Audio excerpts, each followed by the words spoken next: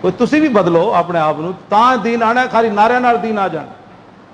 نماز اینج پڑھو کہ جنہیں اج تک 40 سال ہو گئے نا نماز دے درس دیندیاں، انہوں نے پتہ لگے یار لبیک والے تو ایک درس بھی نہیں دیتا، سارے نمازی بن گئے۔ کمال ہو، حد ہو گئی بھائی، اینج ہونی چاہیے تبدیلی۔ لوگ پتہ لگے بھائی انہاں دا نعرہ جڑا انہاں دے رگو پے وچ اینج کیوں جی اینج سرایت کر گیا، ہم چو خو اندر عروق ملت است۔ اقبال کہندا ہے اندر حضور دا عشق ایویں چلنا چاہیے جویں رگاں وچ خون چلدا جناب۔ اینج کر اپنے آپ نو بدلو۔ لبیک والے نہ میں گل کر رہا، باقی بھی سارے تانوں ویکھ کے سیدھے ہو جانے۔ ہاں جی، انہوں نے دیکھے نا بھئی یہ تے سارے نمازاں پڑھتے ہیں تو بھی کدی کدی شرم نال پھر ٹھیک بھی ہو جان گے نال پڑھے۔ وہ کہتے یار یہ بغیر جھوٹ بغیر مارے یہ دکانداری بہترین چل رہی ہے، گھر جناب سارے صحت مند ہو گئے۔ جہے رزق حرام کھاندے نا انہوں نے گھر کدی چین نہیں ہوتا، میری گل یاد رکھ۔ حضور نے فرمایا اتنے بھی ہاتھ چک کے دعاواں منگن، کیوں جی؟ ملبسو حرام و مطبعو حرام۔ حضور نے فرمایا جس کا کھانا بھی حرام، جس کا پہننا بھی حرام، جس میں مشربو حرام، جس کا پینا بھی حرام، وغذی بالحرام، اور جس کی پرورش بھی حرام سے ہوئی ہے، فانا یستجاب۔ حضور نے فرمایا ایسے بندے کی اللہ دعا کیسے قبول فرمائے؟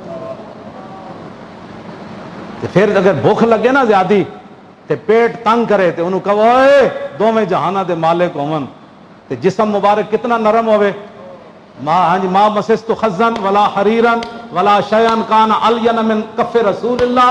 انس بن مالک کہندے میں 10 سال حضور دی خدمت کی تھی، میں جدوں بھی سلام لیا تے حضور دے ہاتھ اتنے نرم سن، نہ کوئی جو ریشم نہ کائنات دی کوئی اور شے نرم سی جڑے حضور دے ہاتھ نرم سن۔ تے اس پاکیزہ تے مقدس تے معطر اس بے ہاں جی ملائم جسم ہوتے، اتنے حسین جسم ہوتے حضور پتھر بندے رہے بھوک دی وجہ تے۔ وہ ساڈے واسطے سی، وہ تو دوویں جہاناں دے مالک سن۔ بہت بھوک لگے تو پھر یہ تصور کر لینا، جی مکان تنگ نظر آوے، جی میرا چھوٹا مکان ہے تو پھر ام المومنین دی روایت سامنے رکھنا کہ حضور دے گھر جڑا سی چھت، ام المومنین حضرت عائشہ صدیقہ فرماندیاں کتنا اونچا سی؟ فرمایا اتنا اونچا سی بھائی تھلے کھڑے ہاتھ لگ جاندے سی چھت تے کھجور نال چھتے ہوئے سی۔ عدی بن حاتم تائی دے پتر جدو اسلام قبول کرن آئے نا تے مسجد نبی شریف وچ کہندے میں بھائی بالکل وعدہ کیتا سی میں حضور دا کلمہ نہیں پڑھنا، میں مر جانا ہے۔ لیکن جدوں آپ دی ہمشیرہ قید ہو گئیاں تے رسول اللہ کو آئیاں، عرض کی تھی حضور میں حاتم تائی دی دھی ہاں، اور میں اچھا تو حاتم تائی قید ہو گئی عورت، تم عورتوں کے حقوق کی بات کرتے ہو؟ جی میں وہ گل کرنا نہیں چاہتا، پھر ان لوگوں نے پریشان ہو جانا۔ گل وہ میں کرنا نہیں چاہتا جیڑی پاکستان ہے جس ویلے ہو رہی۔ عورت قید ہو گئی، حاتم تائی دی دھی قید مجرمہ بن کے آئی، حضور دے مقابلے جائے کھڑے مجرمہ۔ لیکن اقبال کہندا دختر اکرا چو نبی بے پردہ دید، چادر خود پیش روئے او کشید۔ اقبال کہندا حاتم تائی دی دھی جدو ننگے سر آئی تے رسول اللہ نے اپنی یا ایھا المزمل والی چادر لے کے دے سر ہوتے دے۔ اور پھر اگے اقبال کی کہندا ماں ازاں خاتون طے اور یاں ترم، پیش اقوام جہاں پہ چادرم۔ حضور اسی تے حاتم تائی دی دھی نال بھی زیادہ دنیا تے ننگے ہو گئے۔ ماں ازاں خاتون طے اور یاں ترم، حضور اسی تو حاتم تائی دے قبیلے دی عورت نال بھی زیادہ ننگے ہو گئے۔ اور پیش اقوام جہاں پہ چادرم، حضور پورے جہان میں سانو چادر دین والا کوئی نہیں کہ اسی بھی سر کج لئی۔ ایک بار پھر رسول اللہ دی بارگاہ وچ فریاد کی تھی، حاتم تائی دی دین حضور نے فرمایا ہم آپ کو رہا کرنا چاہتے ہیں، آپ کیا چاہتی ہیں؟ عرض کی حضور مجھے سواری دے دیں، میں نے ملک شام جانا ہے، میرا بھائی وہاں چلا گیا ہے، اور زیادہ راہ جتنا بھی راستے کا خرچہ ہے۔ حضور نے ایک صحابی کو فرمایا ان کو زیادہ راہ بھی دو اور ان کو روانہ کر کے آؤ۔ کیوں جی؟ ان کو روانہ کر کے وہ جب کہیں نہ ملک شام تے عدی بن حاتم اگو آ گئے، انہوں نے کہا سنا کی بنیا؟ انہوں نے کہا نہ بھائی نہ ایتھے نہ پوچھ، جا رسول اللہ دے دربار ایک باری ویکھ تے صحیح نہ چلیا، ایک باری ویکھ تے آنا حضور نو، تو ایویں ڈرا پھردا جا۔ انہیں کہا دس تے صحیح، انہیں کہا دسن والی گل ہی کوئی نہیں، تو اتنے جائے گا تینوں پتہ لگے گا، تیری ہر ادا پہ ہے جاں فدا، مجھے ہر ادا نے مزہ دیا، کوئی تجھ سا ہوا ہے نہ ہوگا شہا، تیرے خالق کے حسن و ادا کی قسم۔ وہ کہنے میں پھر اتو چلیا، کہنے میں تو کدی سوچے بھی نہیں سی، میری ہمشیرہ نے میں نے جدو کیا کہ ایک باری جا کے ویکھتے صحیح ایویں لوگاں تیرے غلط باتاں کر دین۔ وہ کہنے میں گیا تے رسول اللہ مسجد نبی شریف تشریف فرما سن، حضور میں اٹھ کے کھڑے ہو گئے، میں نے ویکھیا حضور کہنے میرے دل نے گواہی دیتی اللہ دے نبی۔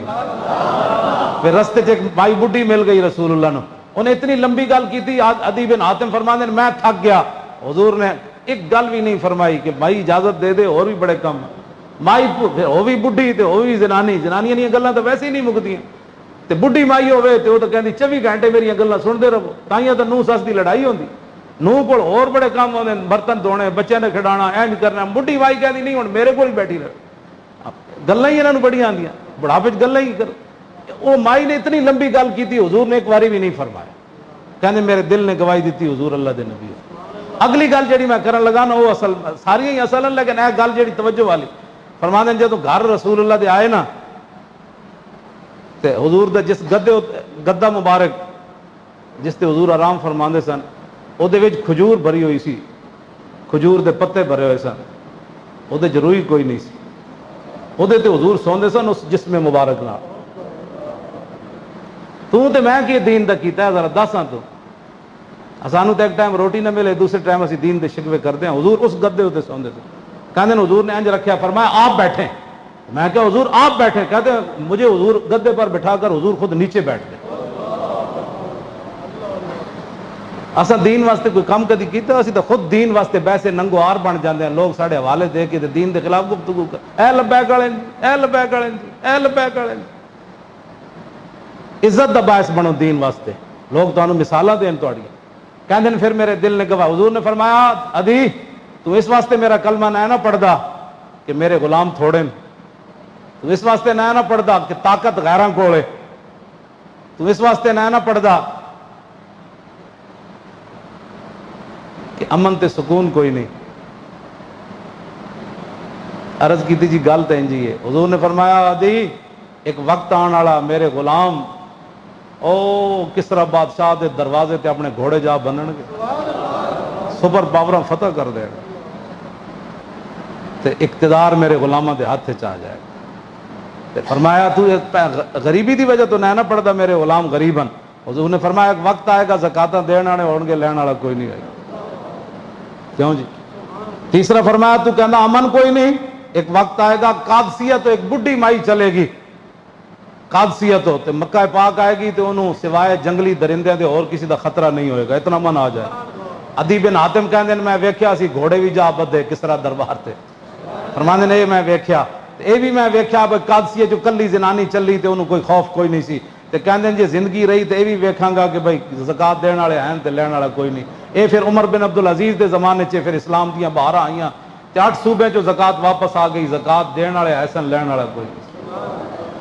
بس اس دین دیاں گلاں کرو، دیہڑی راتی وہی کام کرو۔ آخری میں حدیث پاک وہ مکمل کر کے وہ جڑا حضرت حذیفہ بن یمان والی، حضور نے فرمایا ان ھذا ملک لم ينزل الارض قط قبل ھذا، فرمایا یہ ایک فرشتہ ہے جو آج سے پہلے کبھی زمین پر نہیں آیا، استاذن ربہ، اس نے آج اپنے رب سے اجازت طلب کی ہے یسلم علیہ کہ یہ مجھے سلام کرنے جائے، اس نے آج رب سے اجازت طلب کی، پہلی بار زمین آسمان سے زمین پر آیا، کیا کہ مجھے سلام کرنے آیا، ویبشرنی، اور مجھے خوشخبری دینے آیا کہ بِأَنَّ فاطمہ سیدۃ نساء آل الجنہ، کہ میری بیٹی فاطمہ تمام جنتی عورتوں کی سردار ہے، وَأَنَّ الْحَسَنَ وَالْحُسَيْنَ سیدہ شباب آل الجنہ، فرمایا حسن اور حسین جنتی جوانوں کے کیا ہیں، بس بے ادب گستاخ فرقے کو سنا دے اے حسن کہ یوں کہا کرتے ہیں سنی،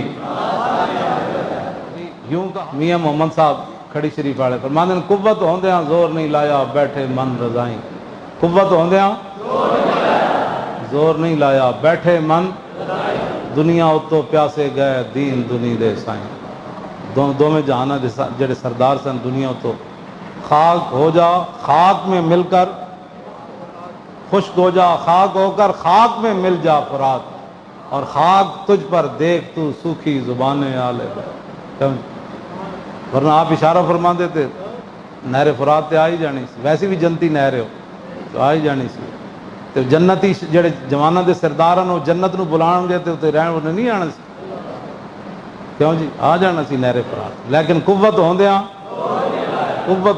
زور نہیں لایا بیٹھے من دنیا اتو پیاسے گئے، اپنے آپ نو بدلو، بس یہی مقصد ہے کربلا بیان کرن دا بھی ایتھے بہن دا بھی، اور کوئی مقصد کوئی نہیں۔ جڑا بندہ تہاڈے نال دو نمبری کرے اس 2 نمبر کو بچ کے اپنا راہ متعین کرو. اسی جانا ہے مدینہ پاک. مدینہ پاک جاننا مطلب ہے اس راستے تے اسی چلنا ہے. ہاں جڑا تانوں اس راستے تو ہٹانا چاہے انہوں کہا اپنا کام کر. سانو لبیک دا نعرہ ہی کافی ہے. تو اپنی روٹی بھی کول رکھ, پانی بھی, تے سڑک بھی چک کے پکی پوری لے جا اپنے گھر. ساڑی گلی کچی بڑی ہے.